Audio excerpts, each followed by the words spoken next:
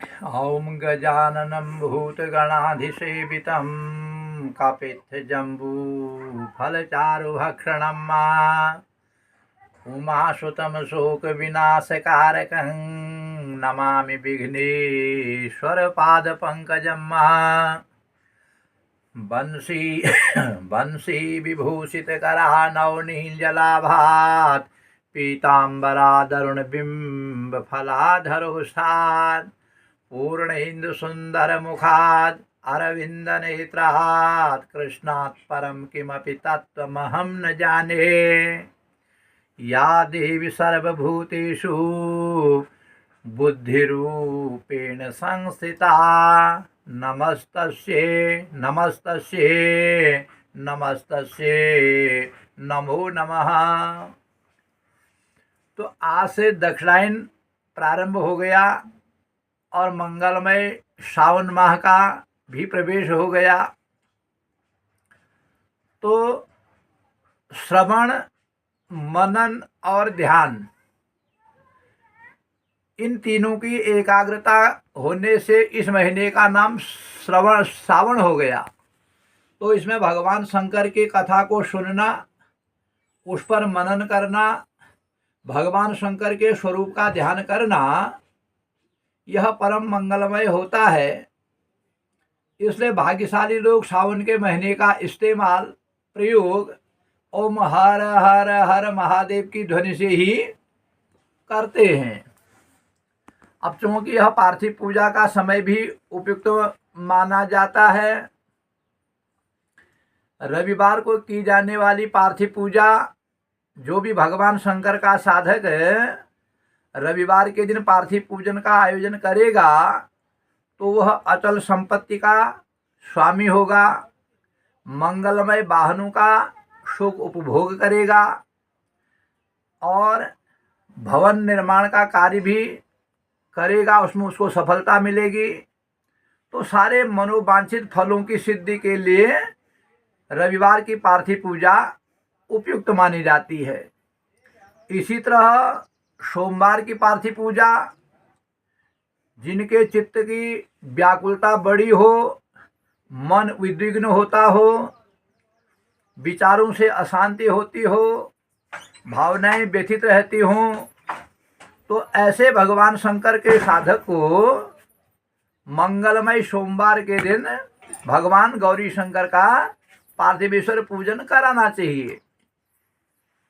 इसी तरह जीवन संघर्षशील है, व्यक्ति कभी कर्जे में भी डूब जाता है, अनिद्रा हो जाती है, भोजन नहीं पचता है और अनेक प्रकार से शारीरिक गतिविधियों में उथल पुथल रहती हो, तो इस तरह के साधक को मंगलवार के दिन भगवान गौरी शंकर के ऊपर जलाभिषेक करके पार्थिवेश्वर पूजन करना चाहिए।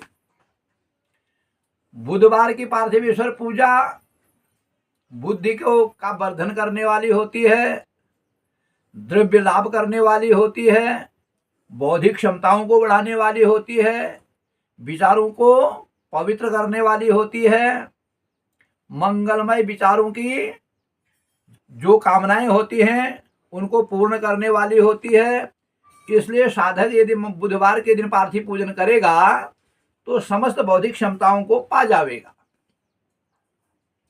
इसी तरह गुरुवार की पार्थिव पूजा, बृहस्पतिवार की पार्थिव पूजा, जिनकी संतान का बौद्धिक विकास कम हुआ हो, संतान सुख जिनको कम होता हो, जिनकी वाणी हकलाती हो, स्पष्ट उच्चारण न कर पाते हों, ज्ञान तो बहुत होता हो पर व्यक्त नहीं कर पाते हो, जिनके बोलने की क्षमता कम होती हो, तो ऐसा साधक यदि गुरुवार बृहस्पतिवार को जब पार्थिवेश्वर पूजन करेंगे तो उनको जो है उनकी बृहत वाक शक्ति जो है खुल जाएगी। इसी तरह शुक्रवार की जो पार्थिव पूजा होगी, जो व्यसनों में आकंठ डूब गए हैं, जिनको व्यसनों की लत पड़ गई, जिनका ध्यान जुए की ओर, मांस और मदिरा की ओर, अन्य आभिचारिक दोषों की ओर जा रहा हो, वह साधक यदि शुक्रवार को पार्थिवेश्वर पूजन करेंगे तो उनको व्यसनों से संबंधित उनकी जो लत होगी, उनकी जो आदत होगी, वह छूट जाएगी।